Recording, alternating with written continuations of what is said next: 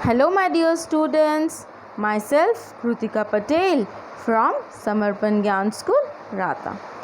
Today, we are going to learn Class 8 Social Science Civics, Chapter number 3. Why do we need Parliament? This is from your book Civics, Chapter number 3. Let us begin with the introduction. As Indians, we are all proud of that fact of our country is democracy. And we all even know that India is the largest democracy.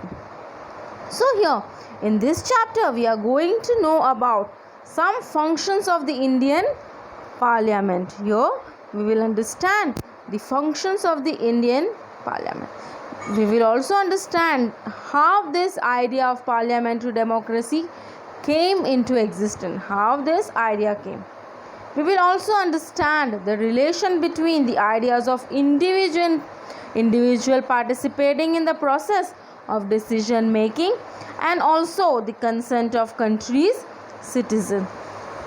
In this, there are two elements are very crucial in making stable democracy. So, let's begin.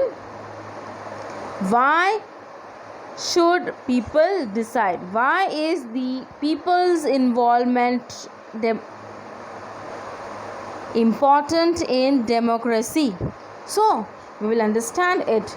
Our country became independent on 15th August 1947. We all know it.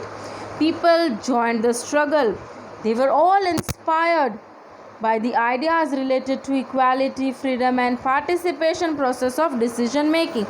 When India got independence, before that, when people were fighting for the freedom struggle, they were all inspired with the idea of equality. They were all aware of these words, equality, freedom and participation in decision making. So the government of India allowed indirect elections of legislative assembly. See, when Indian National Congress started criticizing the British government and making decisions to discuss the budget and ask related questions to it, when the Indian National Congress was formed to criticize the government which was ruling India, that was British government, and to get the involvement of people in the discussion of budget. But Britishers did not allow Indians to vote and participate in the decision making process.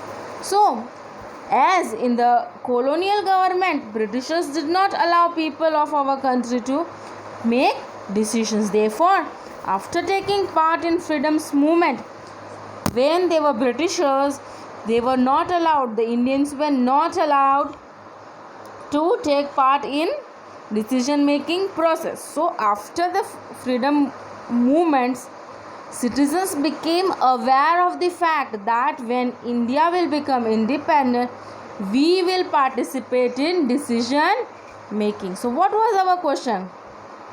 Why should people decide? So why should people decide?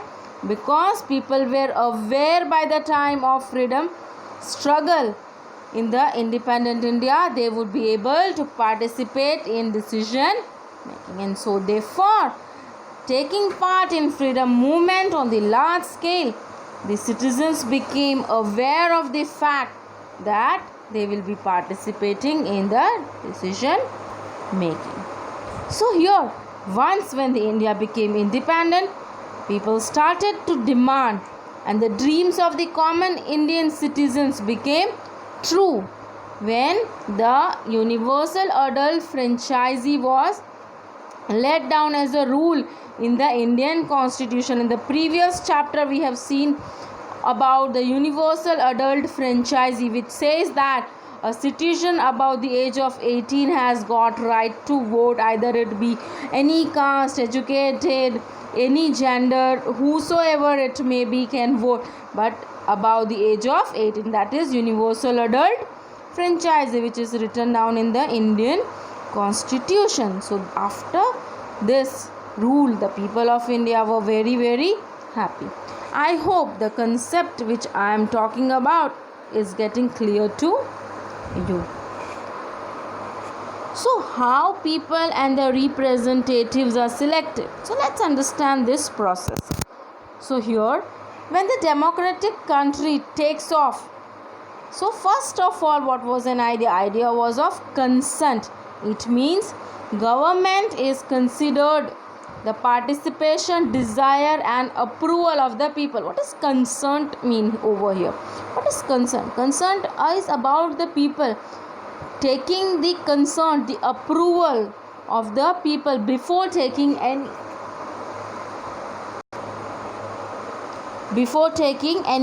decision. So this takeoff is the idea of consent, where participation, desire and approval of the people are taken before taking any decision.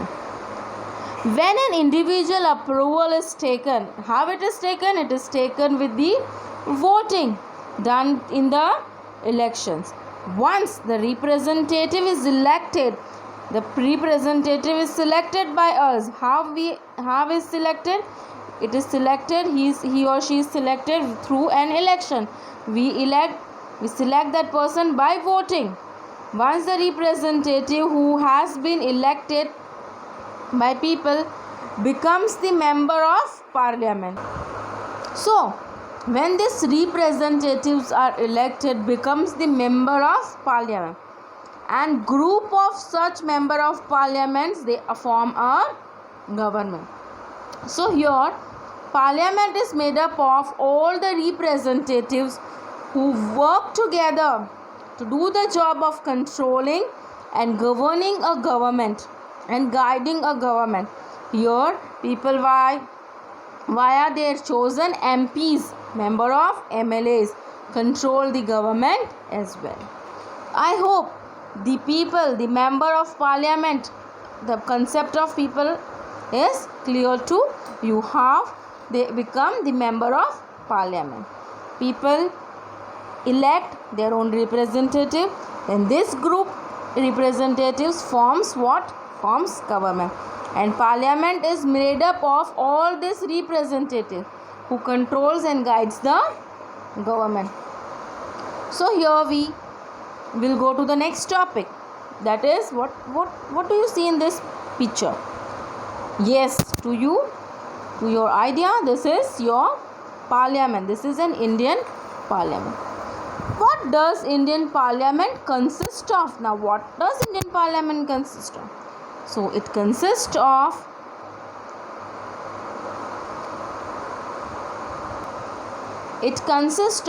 President, Rajya Sabha and Lok Sabha.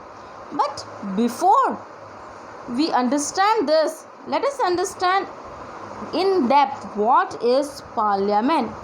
It is an institution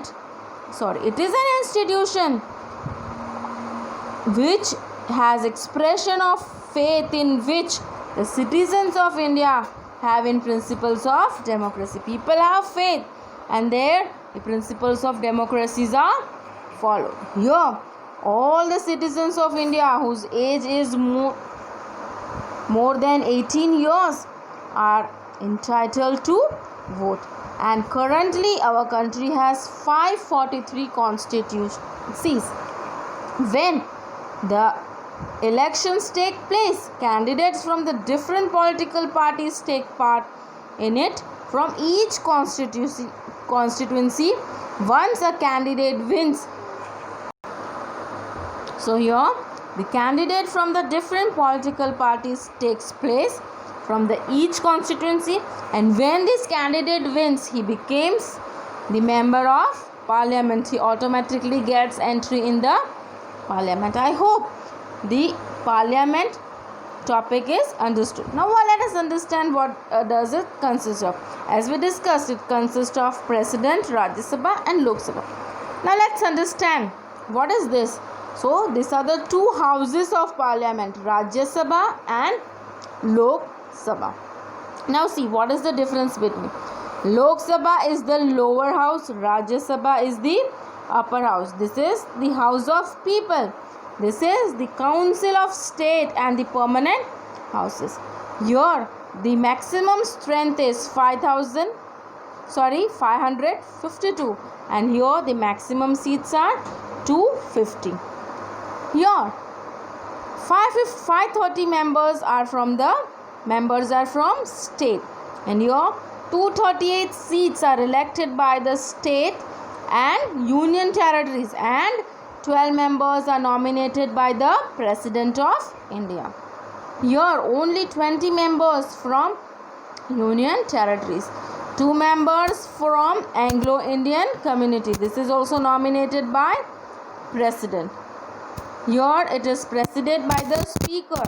This meeting is presided by the Speaker, and here it is presided by the Chairman, he is Vice President. The members are elected for the 5 years, and here the members are elected for 6 years. I hope the difference between Rajya Sabha and Lok Sabha is clear.